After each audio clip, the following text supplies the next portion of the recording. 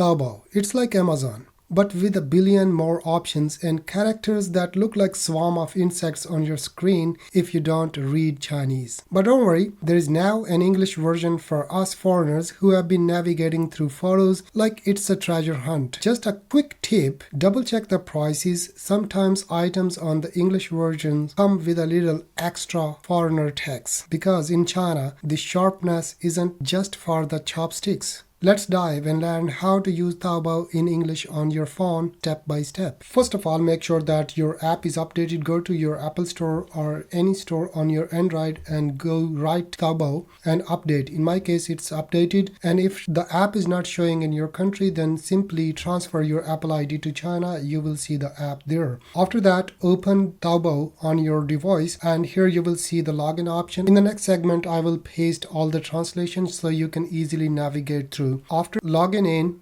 just go to setting and scroll down. You will see this option. It means change country or region. Click on that and then you will see this first option, that is country or region. Click on that and here is the list. You can see the translation here.